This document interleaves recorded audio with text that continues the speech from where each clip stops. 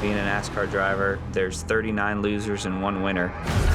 It is hot, it is loud, 200 miles an hour, inches from the wall. You feel like you're in complete control until you're not. I came into NASCAR and had a chip on my shoulder, and very quickly I got very humbled in this sport.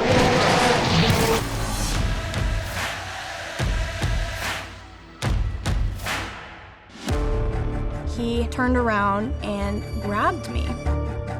There was intense pain in my chest. He began to yank my hair, took my head and started shoving me into the back of his car with all of his power. I knew I had no choice but to fight.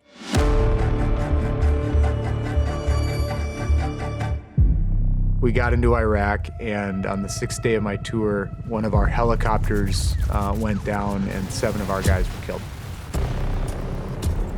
It was a devastating experience. I was just crying and just saying, why? Why did we lose our guys that day?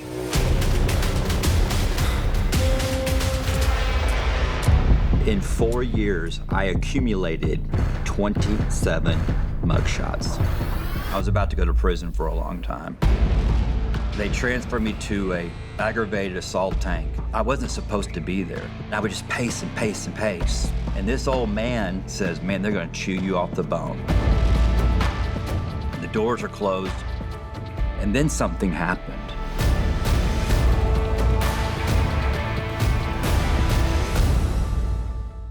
When I look back on as things that almost took me out mentally, took me out emotionally, took me out spiritually. I wanted to pave my own way, and I used sports as my scapegoat. I kept going up and going down, thinking I'm gonna win and coming out a loser. And this time, I knew it was over.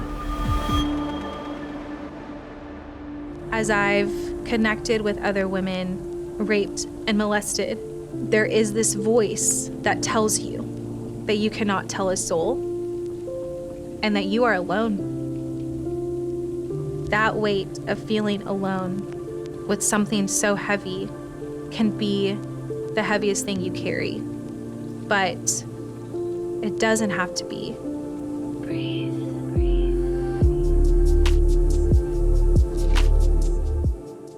Welcome everybody to Pikes Peak, and this is the 100th running of the Pikes Peak International Hill Climb. Pikes Peak, you got a lot.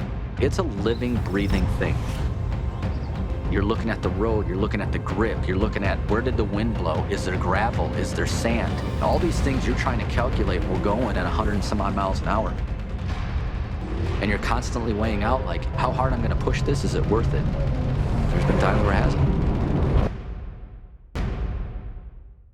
I fought for my babies, I fought for my marriage, I fought for my business, for my family's business.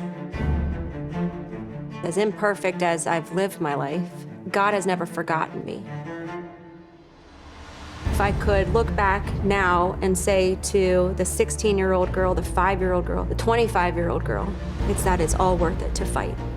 I just fought like crazy, and God honored that.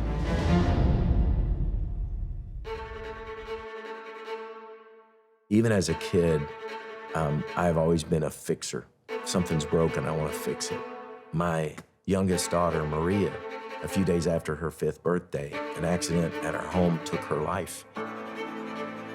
For a guy who's a fixer to ultimately face the most unfixable thing you could ever imagine as a parent, how are we going to survive this?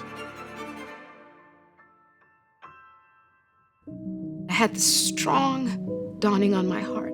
I knew it was the Lord because it went. You know how you felt, but you felt alone. You felt isolated.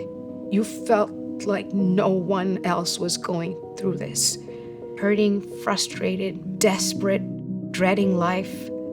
There's several others like you. I need you to share your story now. My father was the one that gave me the advice, don't stop believing. I had to call him and I said, Dad, I just wondered, should I give up on this music dream and forget about it? And then he said, there's something else coming. something greater.